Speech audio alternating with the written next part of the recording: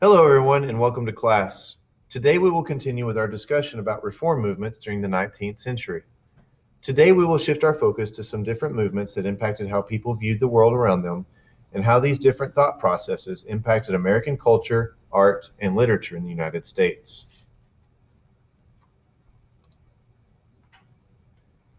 The first topic we'll talk about today is Transcendentalism. Transcendentalism is the belief that the spiritual world is more important than the physical world around you. What you believe and how you perceive the world around you is more important than the actual physical world you live in. Transcendentalism teaches that you don't have to have organized religion to connect with the spiritual world or to your inner self. They believe that the best way to achieve this connection to the spiritual world was through spending time in nature. They also believe that people have the ability to determine what is right and wrong without having to have organized religion or government telling them what is right and wrong. Transcendentalists think that making good decisions is the responsibility of individuals, not governing bodies or organized religion. Ralph Waldo Emerson is given credit for founding the Transcendentalism movement. Emerson was a mentor to Henry David Thoreau.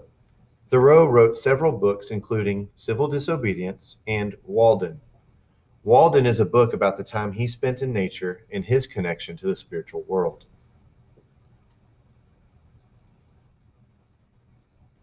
As I mentioned earlier, Thoreau wrote a book called Civil Disobedience.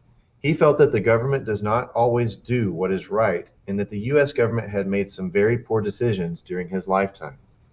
Transcendentalism teaches that since individuals should be able to determine right from wrong on their own, if they view something that is wrong, then they should challenge that belief, even if it means breaking the law.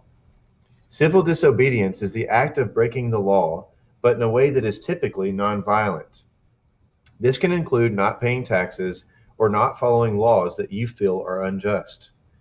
During the civil rights era in the mid-1900s, leaders like Martin Luther King Jr. led peaceful protests such as sit-ins and marches. They felt that laws that prohibited people of color from attending and using the same facilities as white people were not fair, so they would break those laws on purpose. This was an opportunity for the public to see this type of unjust behavior taking place. Transcendentalists would practice civil disobedience to show their disapproval of unjust laws and actions created by the government. Henry David Thoreau refused to pay his taxes as a form of protest against the government's willingness to permit slavery. Thoreau also felt that the war with Mexico was unjust, which is why he openly practiced civil disobedience. His refusal to pay taxes eventually led him to spending time in jail.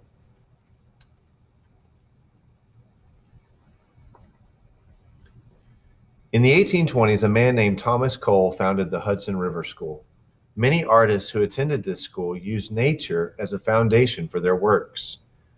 One of the artists and authors that attended his school was John James Audubon. John James Audubon was an ornithologist. Ornithologists are people who study birds.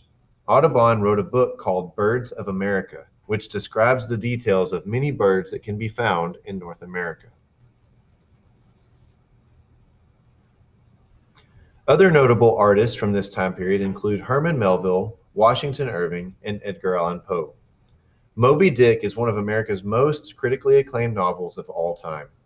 Many of you have read The Headless Horseman by Washington Irving in your ELA classes.